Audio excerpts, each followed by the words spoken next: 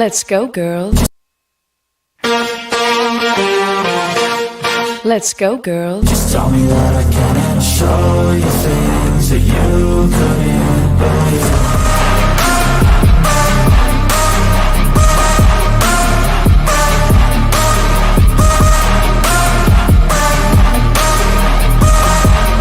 Just tell me that I can. Let's go! It is WTF, Women Talking Football, not to be confused with WFT. Happy New Year!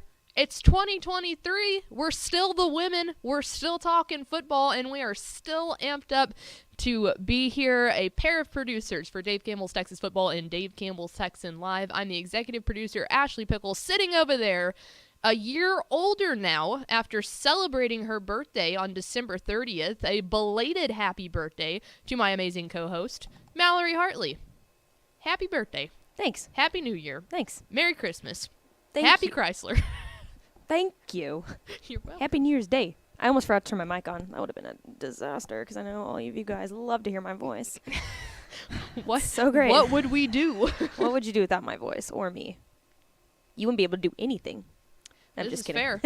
fair. I'm just kidding. So, yeah, Happy New Year. We hope everyone had a really, really good holiday season. I guess the last time we saw y'all were the Thursday before the state semifinals kicked off because we took off the week of state championships, considering we were at AT&T for God knows how many hours. You're just locked in that place for so long that you kind of just forget what day it is. Mm-hmm. I mean, we were probably I can't even remember what the middle game on Friday was, and I don't even want to try and remember because I'm not going to. Well, I guess it was, I don't know. Anyways, but I was sitting there and I was like probably waiting for 4A Division 1. China Spring Yeah. and Bernie. Okay, that's what it was. Wow, that was impressive. There We you go. remembered You just that. rattled that off. But I was sitting there like just waiting for my next hit, and I was like, is it Thursday or is it Friday? You just get locked inside for so long. I mean, Yeah. we're in there. We get there about 8:30 or 9 o'clock to get ready for that first game.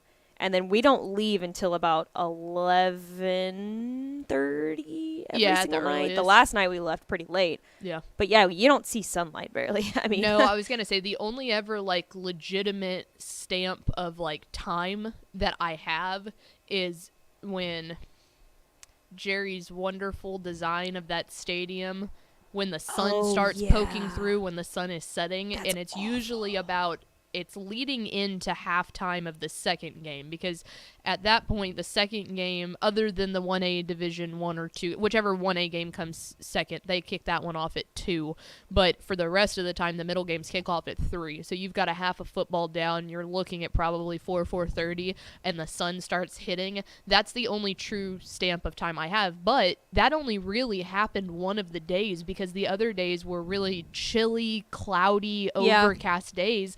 And honest to God, when it's an overcast day and you don't get that sunlight hitting your eyes, one, for the broadcasters, it's fantastic because they're all sitting up there in the radio booths having to do this because they can't see because of the sun. Yes. So, but when you've been in the building for 3 days and it's overcast and you have no idea what time it is, you look down and it's like 5 o'clock at night and you're going, or in the evening, and you're going, whoa, what kind of a time warp are we in here? Yeah.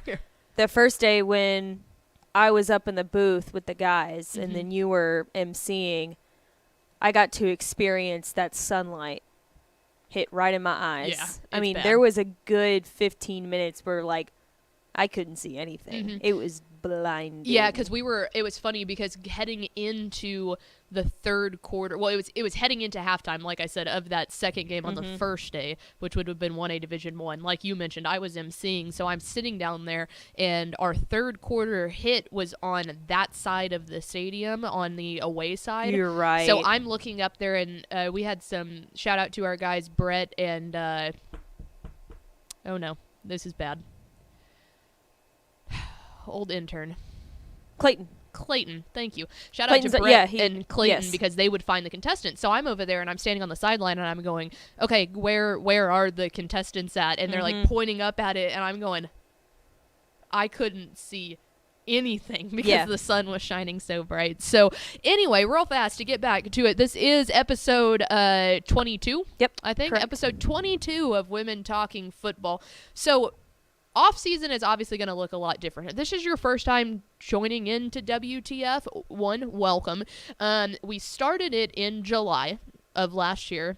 And we went through and we broke down every single region of the state. We divide the state into 21 different regions. We went through, each episode was breaking that down. We're going to plan to continue that next football season again. Yeah. But obviously we have some time until we get there. So off season for this show, I'm really looking forward to it because we're going to do a really, really guest heavy show. A lot of them will be women. Not all of them will be women, but to kind of pull back the curtains of what Mallory and I did was we went through and we made lists. We made list of people that we think that we have a really, really good shot of getting on. Some of them are close personal friends of ours. Some of them are other women that we work with in the industry, all sorts of stuff. And then we went through and we made a dream goal list. And I'm sure you can imagine, you know, and Erin Andrews is an example. Yeah. Could she join on? Well, we're going to see. So we're going to shoot our shot with a lot of really, really big names of women in sports and see if they'll come on and join us. And if they won't, that's perfectly fine. We've got a full list of other really awesome people that we're super excited to do. But we just kind of want to go through and we want to make this. A lot of our other shows are very, very structured in the way that we do things. And so I think we're going to try and take this as what it is, and it's just going to be fun. It's going to be a lot of football conversation. It's going to be a lot of what's it like to work in the industry, but some of it's going to be really transparent about times and things that we go through as women in the industry. So if that's your jam and you just kind of want to hear us get out here and have fun conversation and talk and learn more about people's lives and take you behind the scenes of what it's like to actually do our job, because a lot of it's really fun and a lot of it is glitz and glamour, and then there's the other half of it that's really kind of rummaging through the crap every now and then, to put it honestly. So we're going to do that. We'll talk a lot of football still. We'll keep you updated on coaching changes and, you know, just different stuff throughout the offseason. We'll recap stuff, but a lot of it's going to be talking and visiting with people. I feel like that's what we want to do. So we'll do that. But today, we're just vibing. We're Man. just vibing. I can't tell you how much I needed an episode like this. To just vibe. Really just an unstructured episode, because like the college side of things on the Republic of Football, Y'all are in the depths of it. we're still talking about football because to TCU, and it was kind of difficult yesterday to figure out how to structure a show, just because like Ish and Craven, they just go, like they just talk, but I'm like, I feel like we need structure here, so that's why I'm here being the producer. Right.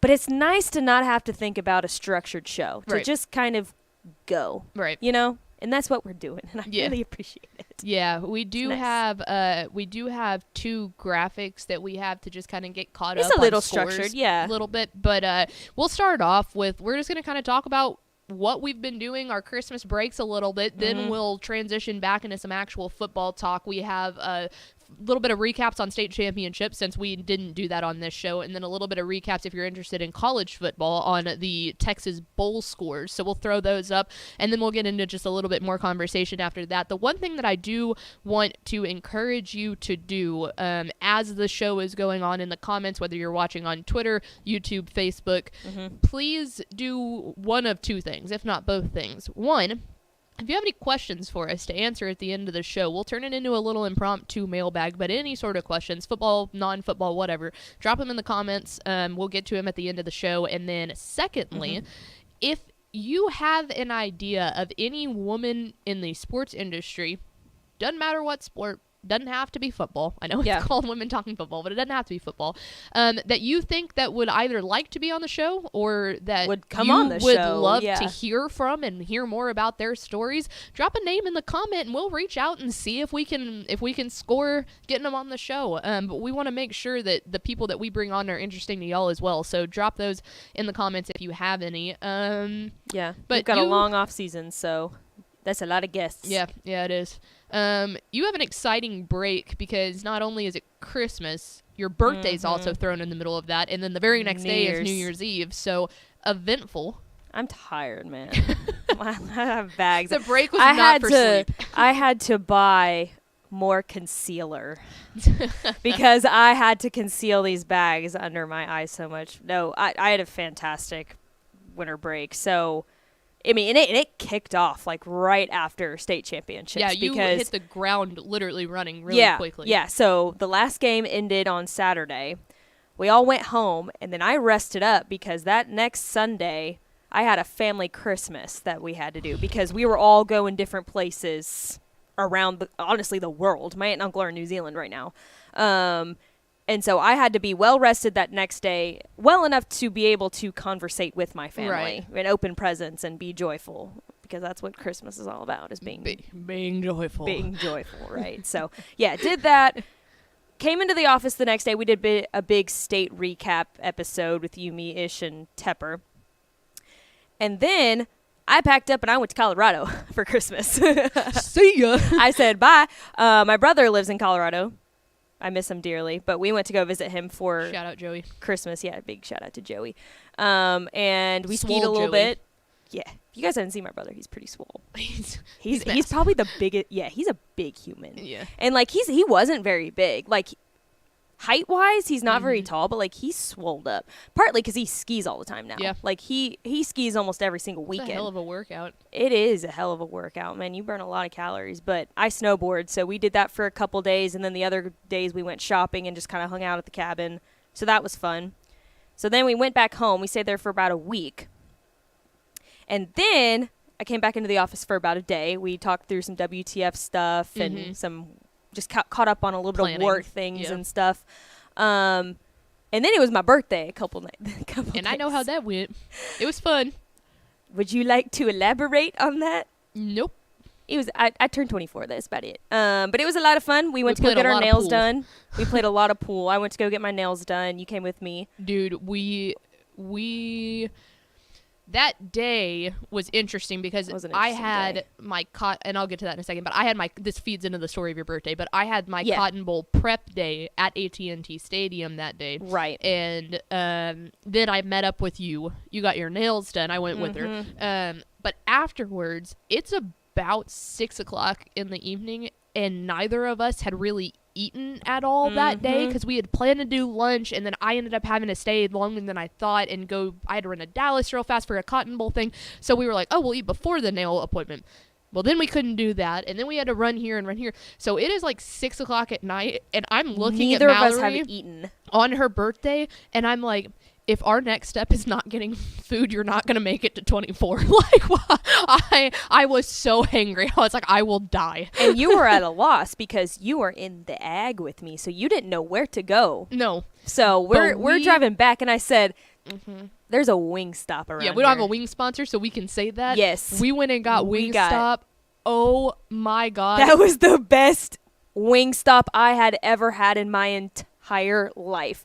I mean, and we the most impressive part about that was we didn't start eating it in the car. We waited till we got home. Yep. Like perfect ladies. And That's then we us. just went after and it then we when turned we got into home. a freaking garbage disposal. Yeah, literally, it disappeared. From perfect ladies to entire bucket of It wings disappeared into our guts. It was I could not have asked for a better birthday meal. I really couldn't. It was so good. So good. It was so delicious. But yeah, it was a really good. I felt like it was a really good birthday celebration Yeah, for you. I think it all was of your too. friends were there. It was a really good hodgepodge of like college friends, work friends, High school It was Yeah. a lot. Everyone was there to celebrate Mal, and it was a lot of fun. It was good. And so my birthday is on the 30th of December, so literally the day before New Year's Eve. So I texted everybody and I said, "Hey, do not show up dressing cute.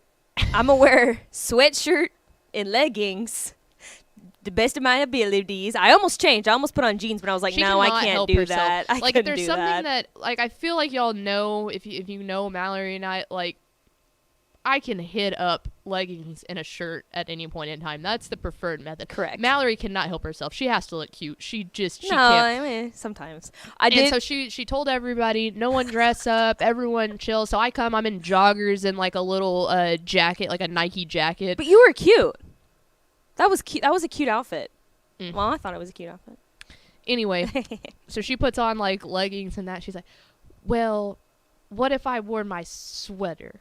And I was like, okay, sweater and joggers, that can work. Well, what if I put on my jeans with the holes in it? And I'm starting to look at her. She's like, I could match it with my Prada shoes. And I was like, ma'am, what part of a sweater, jeans, and Prada shoes says I'm a dress comfy? Okay, I didn't mean to do that to like make other people look. I was like, what if I take pictures but I look awful in them, because no. I have a feeling people are going to take pictures because it's my birthday. Oh yeah. Which- no, it made perfect sense. It was just I didn't do funny. it in like a malicious intent, but No, also I was no. like, in the back of my brain, I was like, maybe I should have told them to dress up a little bit, yeah. so the pictures don't turn out terribly, which they actually did. They were kind of cute. I told you. The outfit was cute. She literally, if you've watched the Grinch movie, when he gets invited down to the Christmas festivities and stuff, and he's trying on all this different stuff. We watch The Grinch one once a year. Loathe entirely. That was It me. like her, and then he goes, "What? That's it. I'm not going." That was literally her. I was like, she's not going to come downstairs to her own birthday party because she can't figure out what to wear. I walked downstairs and looked both you and Graham in the eyes and said, cancel it. Cancel Don't let it." everybody come over because I don't know what to wear. But nonetheless, I ended up wearing an outfit, a very relaxed outfit, and it was You a lot did. of fun. And then the next day was New Year's Eve, and we got together again. We saw each other on New Year's Eve. Mm-hmm. And then the next day was New Year's Day. Got to relax just a little Yes. bit, but not really, because you had to prepare for the Cotton Bowl. Yeah. So my Christmas was we did our mega preview on the 19th, that Monday. Then I headed straight down to Houston. Yeah. got Man, we to- both had really eventful breaks. Yeah. I mean, I did not waste it. That was the hard thing for me when you were having your Sunday family get together and stuff. Uh-huh. I was having to get all of my life summed up in one day. Right. That was wrapping Christmas presents. That was packing my bag for a literal week, almost Right. week and a half, because I went to Houston, visited with my boyfriend, got to go to a U of H basketball game, which is awesome. They're number 2 in the nation. Jealous. Probably soon to be number 1. Go Cougs. Bruh. And then I drove straight Purdue's from number one. there back home to Llano, spent a great Christmas break with my folks, got to see both sides of the family. It was fantastic. Then I ended up heading back up, came into the office a couple days, did my Cotton Bowl prep day, celebrated your birthday, did the New Year's Eve shindig. Then New Year's Day was kind of getting everything back in order to be able to Prepping get up. Cotton Bowl scripts ready and outfits picked out and all that stuff. And then I was up at my call time was 8:30 Monday morning at AT&T Stadium because I was the MC for the 87th Goodyear Cotton Bowl There Classic. she is. There it is. Your Always MC, folks. Always a fantastic event. Just the people of the Cotton Bowl Foundation are unbelievable people. It's always a really, really fun always event. put The on a good work show. that they put in to do, there's just a full week's worth of event. The teams are going to hospitals in the area to go visit honorary captains. They were at the game. That was really cool. Scottish Rite and Children's Health were both visited by the teams. They're doing a lot of stuff to give back to the community with toy drives and different that's meal fantastic. prepping stuff. It's really, really cool, all the stuff that they do. But obviously the game was Oh, that's the- unbelievable. Man, you got And it's funny Great because game the to Cotton Bowl watch. is a New Year's Six bowl game every single year, and as y'all know, it goes through the rotation of where the playoffs are held and all of that, the semifinals and then the national championship. Last year was a semifinal game, so that was and I got to watch you MC. I got Yeah. to so that's surreal. It rolled back this year, and it's a group of 5 year. Every year, one of the New Year's Six Bowl is a group of 5 year, and I'm not saying that there's anything bad about that. I just think that the hype going into the game from a nationwide perspective isn't as juiced up. You're not hearing Cotton Bowl said as much as we were last year when it was a semifinal game. Right. Well, you and know? they're not household names, right? Yes. The casual college football fan is not going to go into that game and be like, wow, that's exciting. You Yeah. know, if you cover college football, you're probably like, oh, Tulane's pretty good. Mm-hmm. You know, they've had a pretty good record this season and they're just really talented. Right. But the casual college football fan is probably not going to know that. So, yeah, the hype around it, we even talked about it. We were like, I don't think this game is going to be nearly as good as maybe last year's, or Right. there's a possibility that USC just might get things going and stuff. But yeah, you got a banger. That's my fourth time emceeing the Cotton Bowl, and that was so much Is fun. that the best game that you've emceed there? Yes. Okay. Yes. Yeah. Because last year, Cincinnati, Alabama won that. Last year was awesome because of the pageantry that's behind emceeing a semifinal game and getting the mic flag that For says sure. college football playoff semifinal. Like from a personal perspective, that was really awesome. Right, and it was the first time a G5 team had been selected to be a part of the college football playoffs. Yeah, so that all was the nation's pretty eyes cool were too. on the game, right, 100%. But this year it was Tulane and USC. Obviously, USC is a perennial. They've got 11 national championships, I think, and Tulane heading into this had only been to 6 bowl games. Yeah. So, Golly, kind of interesting, incredible. but an hands down unbelievable game. If you missed it, it came down to the very last second. Tulane ends up winning.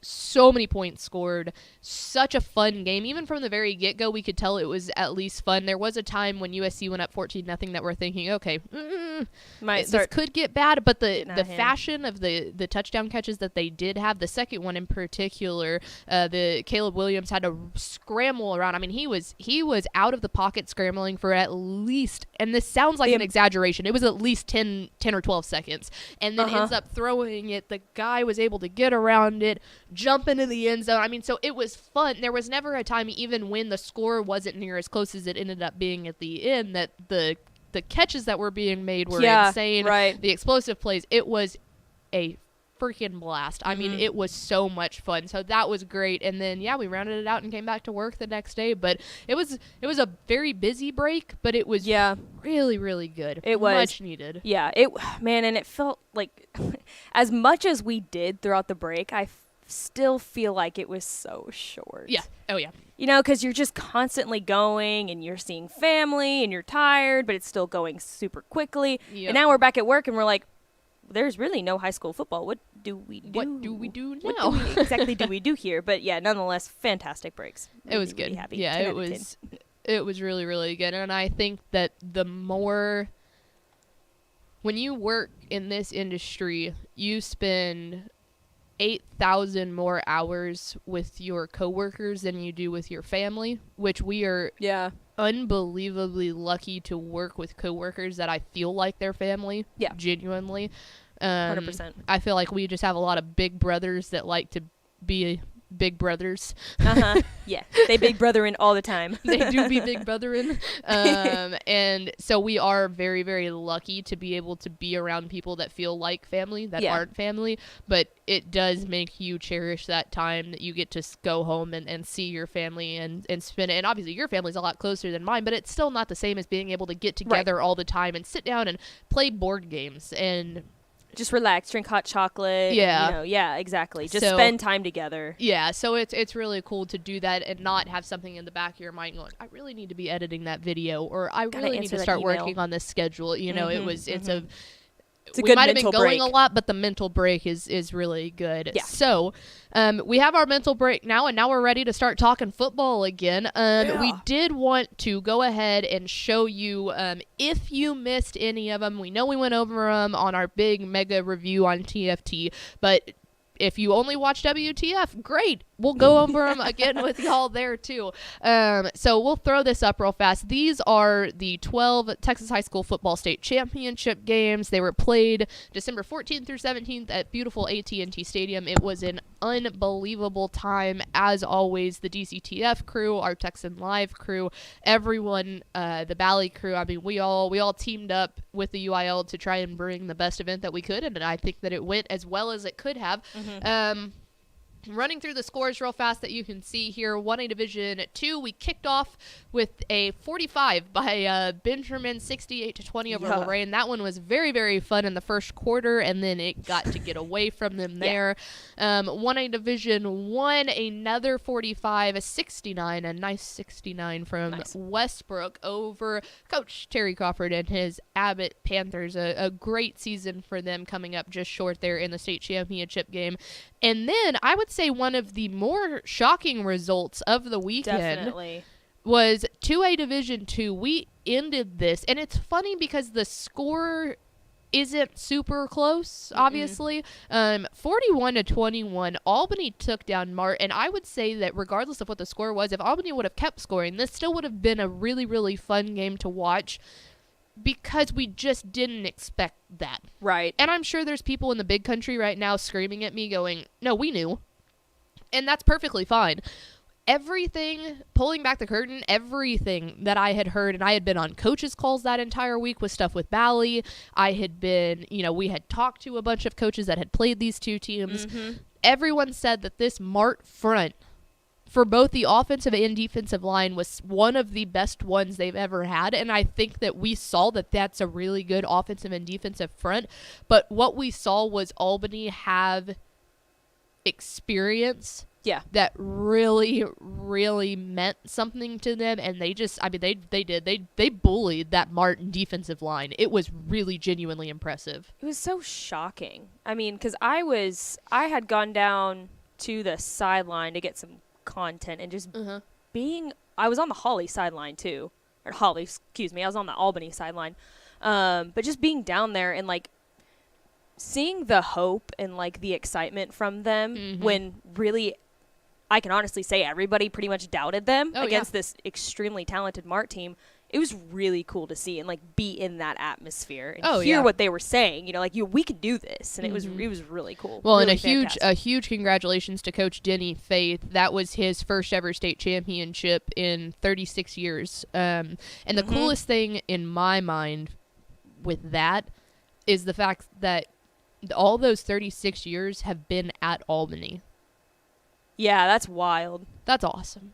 36 years as a head coach, to finally grab that and bring that back to that community, that's really huge, because you hear of a lot of coaches that, yes, they've been a head coach for 36 years, but they've bounced around forever. They've won a championship here and there, Albany never gave up. They've been in state championship games before. Coach Denny Faith had been out on that stage before and hadn't been able to finish it off. For him to finally finish it off, and the smile on his face at the end of it when they showed him on the big screen, I got teared up a little bit. It was just... You could see that after 36 years of sticking with it. How many people stick with something for 36 years nowadays? People don't stick with their New Year's resolutions for a month. For 36 days. You're right, exactly. Much less that. So really, really cool for him. It was a cool way to see that end. Yeah. Then Thursday morning action. This one, you want to call it a shocker again. Holly 54, Refugio 28.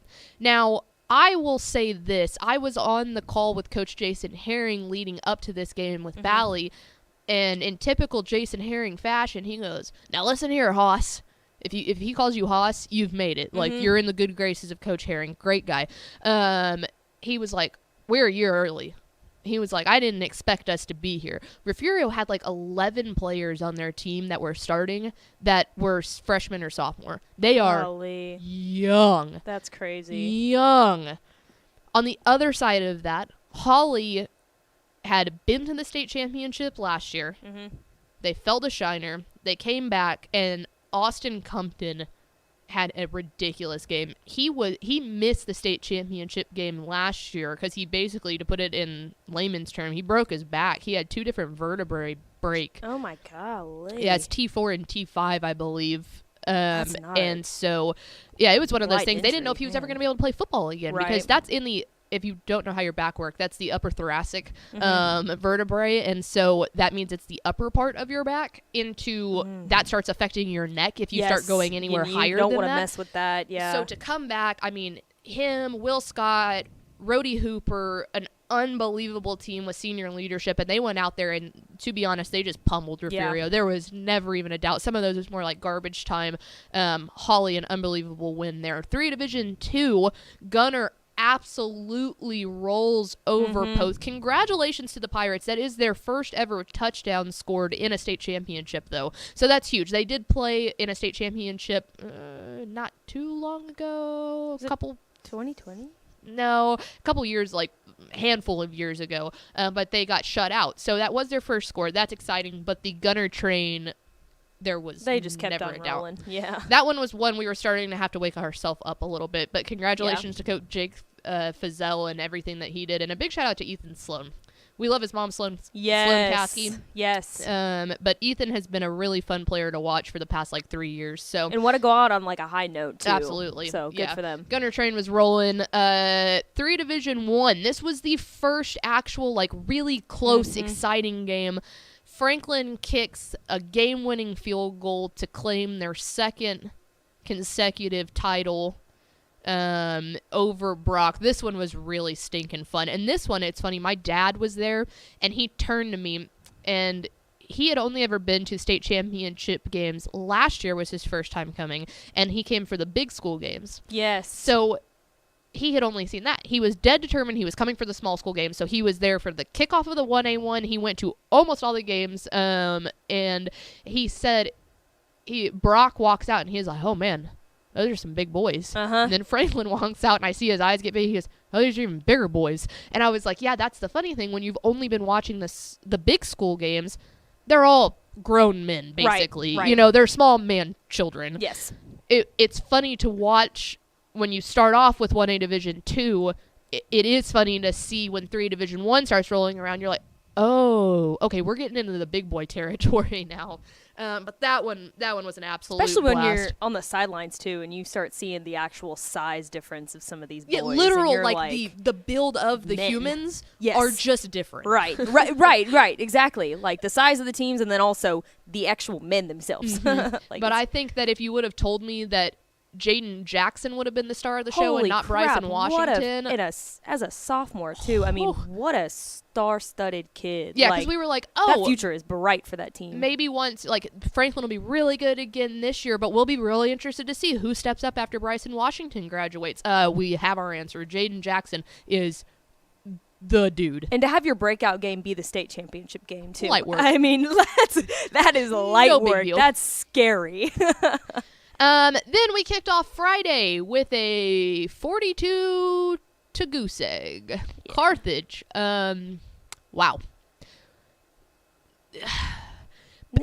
We had so many people. I had a lot of people in my DMs ask, like, what is it about this? Why does this happen? Are the matchups just not fair? What? Honest to God, I'm sorry. Wimberley is a really stinking good team. Wimberley being in the state championship was no fluke. Right. They're a very good, well-coached, high-performing ball club. Carthage is just that much better. Right. Honestly. They are just a machine. They have the dudes, and they also have the size, too. I mean... And Scott Surratt's a wizard on the offense. I mean, he's just a fantastic scheme caller. I mean, if you just see, like, each play that he calls, it's so meticulously planned out. Like, it is really impressive to see this team. Yeah, I tweeted it out. I was like, you would think that watching Carthage do this to people would get old, and I'm going to be honest, it doesn't. There are some teams that I could watch just murder people time and time again, and it's like, all right, same thing. You know, it just happens the same way. Like, honest to God, being very honest here, we love watching Katy because they're kind of the same way. I love watching Katie's defense. Katie's offense, they're just going to run the ball the whole time, and they don't need to change that. Right. They've been having success with that for years. But Carthage finds so many different ways to beat people that it never gets tiring for me to watch them. Right. When you've got the dudes that can outplay you on the field and you're adding a coach that can absolutely out-scheme you as well, I mean, that is a recipe for success. It really There's no is. other way to put it, and that's exactly what happened there. Then our middle game here was really stinking That was good. awesome. This was the other super close one. China Spring and Bernie, exact same thing as Franklin and Brock. China Spring, literally, I think almost from the same yard line. I think one of them was a 21-yard field goal and the other one was a 20. I could be wrong on that. But China Spring and Bernie, same side of the field, basically the same hash mark. China Spring kicks the game-winning field goal to win. Instant classic, so much fun. It looked like Bernie was about to run away with this game. They were up 21-0. China Spring comes back with 24 unanswered points and the game-winning field goal. That one was so stinking fun. Yeah, that's the difference between that Franklin Brock game and then this China Spring Bernie game, is that Franklin Brock game was pretty much close all the way up until the end, obviously, but we thought we were going to get another blowout with that China Spring Bernie game. We're like, not another. We just watched a game that was a complete shutout, a high-scoring shutout by one team.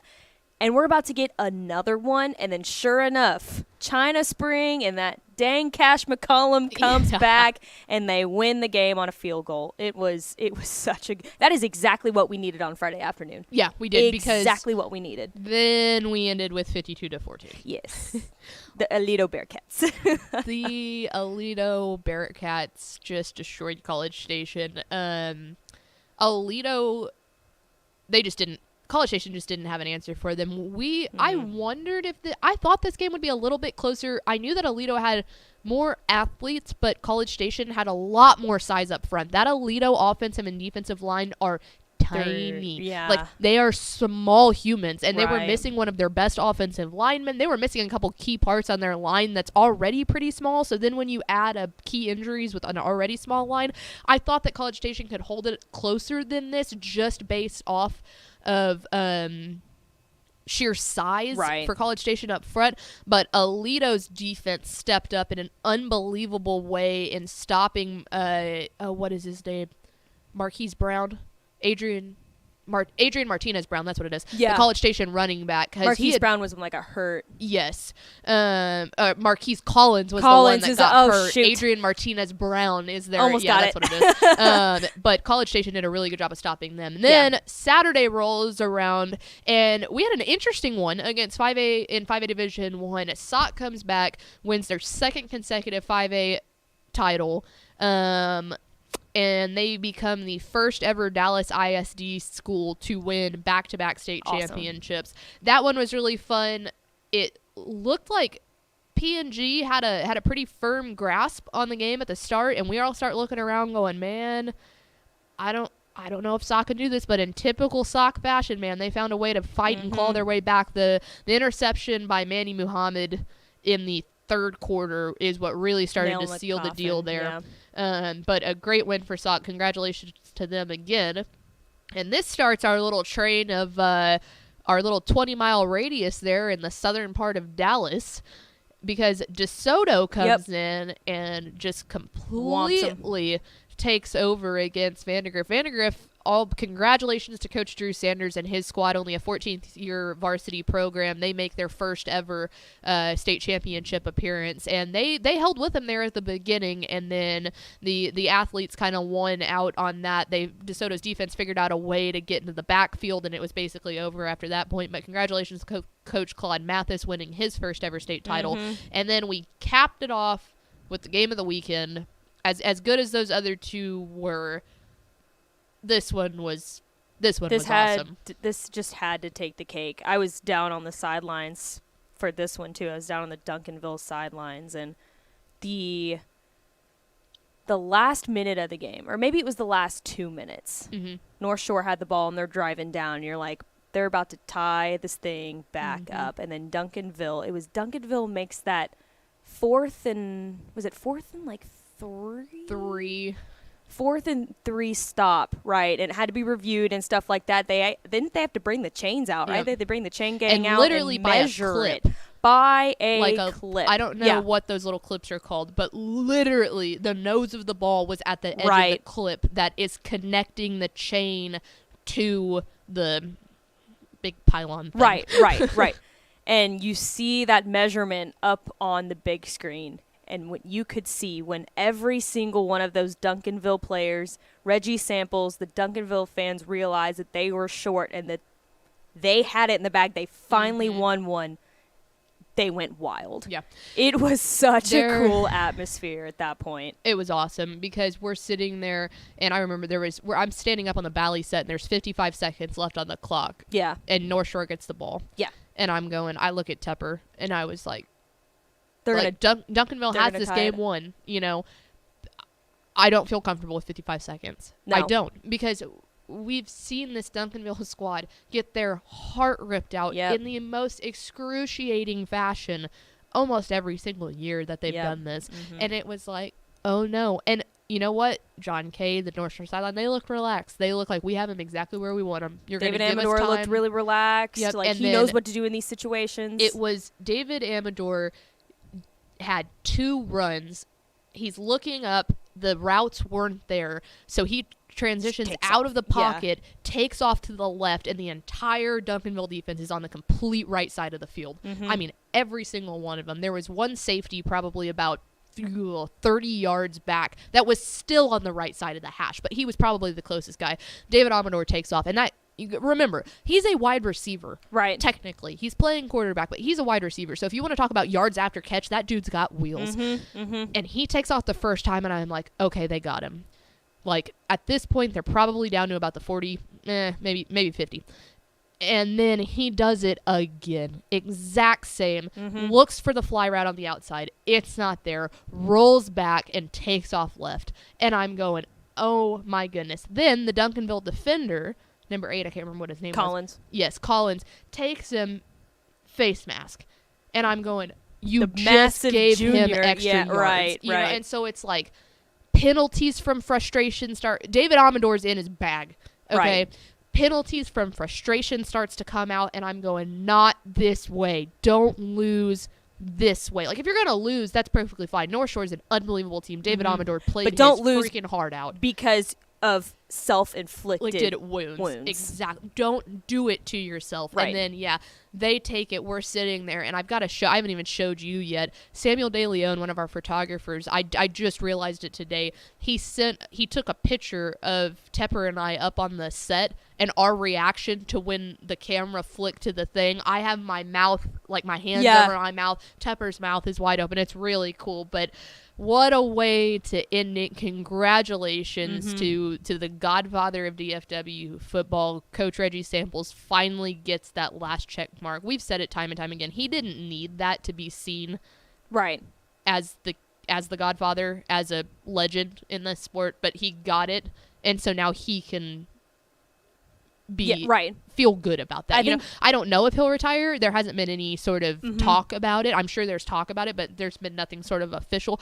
I would be surprised personally if he came back after that. Like, I felt like that was the last big thing, kind of, all right, let's ride off into the sunset with that. I would. Maybe he knows that he's got enough people coming back that he wants to do it again. In my mind, I think at that point I would step back personally. But he nabs it. They finally end the AT&T Stadium curse. Really, really cool way to end it. And then obviously, as you see, South Oak Cliff, DeSoto, Duncanville, we got 3 DFW teams in South Dallas. I know they don't all consider themselves South Dallas, but in the southern part of Dallas, honestly, from a geographic standpoint, right along the I-20 corridor, to claim that. Really, really stinking cool. One of the coolest things I got to see, like I got to be right there for, was right after Duncanville had won. Everyone's going crazy. I walked onto the field, and I got to see South Oak Cliff head coach Jason Todd hug Reggie Two-time. Samples. Yes. Oh, I wow. got to literally see them hug, and like I looked right in Reggie Samples' eyes, and I could feel that kind of sense of relief, I feel like, from him. Yeah. But like, just I could see how proud he was of his guys and himself. And I could see Jason Todd, I could see how proud he was just of Dallas, you know, what this represents for South Dallas. I mean, I almost teared up in that moment. I mean, That's cool.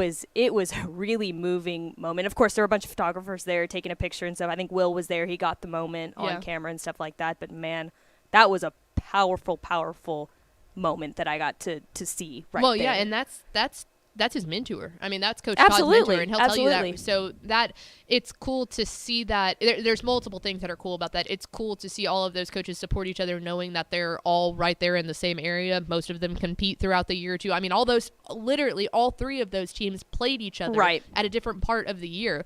For Sauk, it was playing both of the teams in non-district, and for Duncanville and DeSoto, it was playing them in district.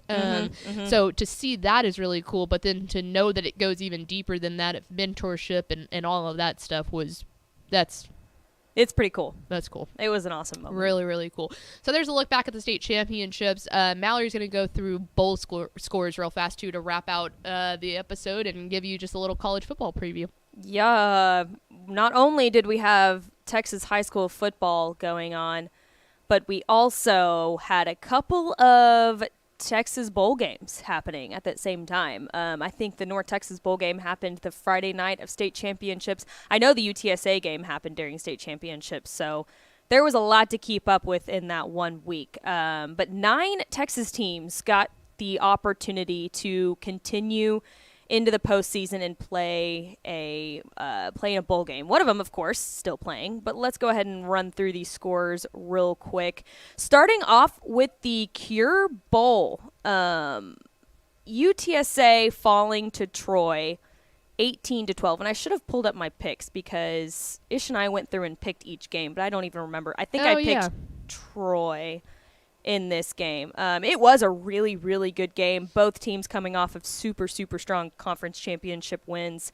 I was really pulling for UTSA in this one because they have qualified for a bowl every single year under Jeff Traylor. This was their 4th bowl game to go under Jeff. Maybe it was 3 or 4.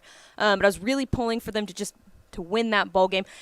And I know you can talk to different people, and a lot of people don't put as much weight on bowl games as other people do. I think I do, just as a North Texas fan, because that's kind of just that's a signifier of a good season. Is you make a bowl game, you win, right? So I was really rooting for UTSA and Jeff Traylor to pull it out. However, they couldn't get it done. But Frank Harris is still coming back, so there's always an opportunity to come back and win that one next year in the American. Moving on to the Lending Tree Bowl, Southern Miss defeating the good old Hoot Hoots, the Rice Owls. Sad hooting. 38-24. Rice, of course, moving up to the American alongside UTSA and North Texas. So I'm gonna be watching them next year. I'm gonna be watching them and seeing how well they do with better competition. Of course, Southern Miss moved to the Sun Belt this year. So this was not a conference game, as you may think, because Southern Miss was in Conference USA last year. But I saw how they did against Sun Belt competition. I'm curious to see how they do in this new look American conference. It's gonna be kind of interesting for the Owls. The New Mexico Bowl. SMU falling to BYU 23-24. This was a really close game. I didn't watch this. I was in Colorado, but it was a really good game. Good for Rhett Lashley. They almost pulled it out there, but couldn't get the job done. SMU gonna have a challenge next year too in the new look American Conference, so it'll be cool to see them playing new competition. Frisco Bowl. I wish I could have gone to this game because it was right down the street for us. But like I said, this was Saturday night during state championships. This was Saturday night during state championships. Which, honestly, we got the better game. I know how good this was, but it wasn't the quadrilogy. Right. I was very, very concerned for this game. I did not know how this was going to go. Boise State is a G5 perennial powerhouse. Everybody knows the name Boise State. They are always good year in and year out, and I was very worried with a pretty much fallen apart North Texas team. They didn't have a coach. They didn't have an they had just announced Eric Morris as their new head coach, but at the time Phil Bennett was the interim head coach in this bowl game. So I was very curious to see how they were going to do under that kind of pressure, and they did really well. I mean, it turned out to be a really, really good game. So I'm really excited to see this new look North Texas team. It's gonna be different in the American. It's gonna be very different, but they really held their own against this. Chris Gilbert. Yeah, shout out to that. I mean, fantastic hire on that front. Moving on, Armed Forces Bowl. So now we are on to the 5th bowl game.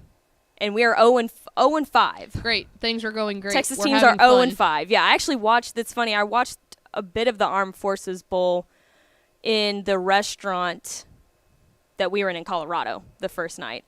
And I looked up and I was like, oh, okay. Well, this is we're going to be 0-5 now. This is going really good. Air Force. Notes, guys. No notes. Yeah, Air Force kind of just took control of Baylor.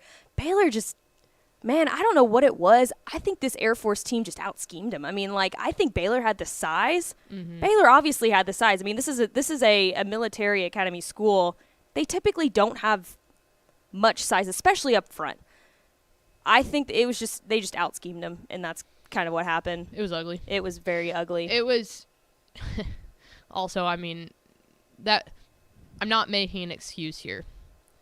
I'm saying that Baylor needs to be more equipped to deal with the conditions. That was the night that the Arctic temperatures came through up here in Fort Worth. Oh, that's right. So it was that's right.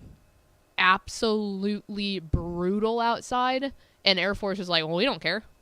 We Yeah, do stuff that's they're- worse than this all the time. Right. Yeah, Baylor never has to play Baylor in that kind of did stuff. not want to be there. No. They did not want to be playing in that weather, and it was pretty clear to see, It was- which is not good. You yeah. can't do that. Yeah, it was obvious, especially. I felt bad for all our media friends that had to go stand on the sideline down there. Poor Darby Right. looks like she was about to die. Yeah, I know that's not a good luck for them, especially in a conference that's absolutely on the rise and is going to be very good next year. The Independence Bowl, our first Texas team Go that Cougs! wins. Go Cougs, 23-16 over Louisiana. I watched this one just a little bit when we came in from skiing one day, and Houston looked really good. I think we were kind of concerned for them. They've been really hot and cold, I think, all year. It was a good win for them. It really was. It's really funny. I don't remember which game we were at. Ish and I were at a high school football game, and we were checking the score of the Houston-Tulane game because we had talked about it on ROF that week. And Houston was down to Tulane, and Ish and I were looking at each other like, how are you down to Tulane? I mean, how are you possibly down? Tulane's on their third-string quarterback. How are you losing? Well, that wasn't too bad of a loss, I would say. Tulane is a dang good team. Houston is too. They finished the year 8-5. They kind of pulled it back up towards the end of the year, but that's a really good win for the Houston Cougars, and they will be joining the Big 12 next year. So that's really, really exciting. I can't wait to see them play some Big 12 competition. Yeah, that'll be fun. The Texas Bowl, Texas Tech. Wreck 'em. Destroying Ole Miss 42-25. Big shout out to Terry Bussey too, because he was officially named Mr. Texas Football, or I guess he was presented the trophy with the Mr. Texas Football trophy at this game pregame. So that was pretty cool. But yeah, this was just an all around dominance by Texas Tech. Congratulations to Joey McGuire. I mean, that is what a way to close out a already fantastic year with this Texas Tech program. I mean, Really you're a impressive first year head coach with this program. You beat Texas, you beat Oklahoma at the end of the season, and then you close it off with a really, really good win over a team that has been pretty solid all year. Ole Miss, Jackson Dart's fantastic. It's been a really good year for Ole Miss, so that was a really, really big win for Texas Tech. Well, and you talk about it. You talked about it earlier. You said a lot of people don't put stocks into bowl games. Some people do. This is the prime example of putting stock into this bowl game for Tech. Will absolutely help them out. And I'll tell you where it is. It's the fact that they got 3 extra weeks of practice. Mm-hmm.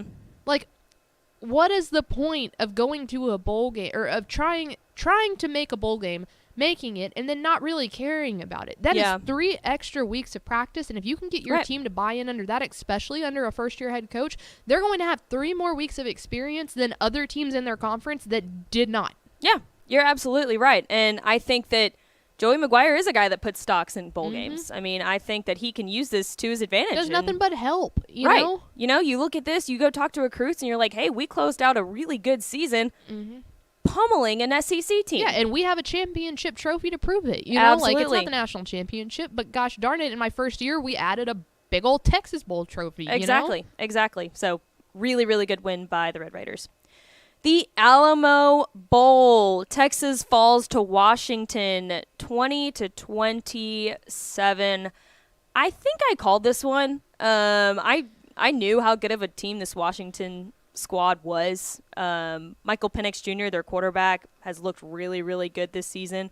I just thought that this offense was going to be more explosive than Texas could handle, and it came down to the last moment. I mean, it was a close game all the way up until the very end, but they didn't have Bijan, they didn't have Roshan Johnson. It wasn't, you know. It was the you exact could tell- opposite of Tech. Tech's putting stock into it. Texas was not putting. Their guys are going to the draft. You can't blame them for that. Exactly. But exactly. At that point, how much do the other guys care? Right. You know. Exactly. And yeah, you could kind of tell from that. But it was just it was a good game, but you know. Let's move on to the cake, the meat and potatoes of all of this. Meat and I taters. should say. The Fiesta Bowl, probably the best one of the best bowl games, one of the best semifinal games I've ever seen, I would say. TCU beats Michigan 51-45 to move on to the national championship next Monday.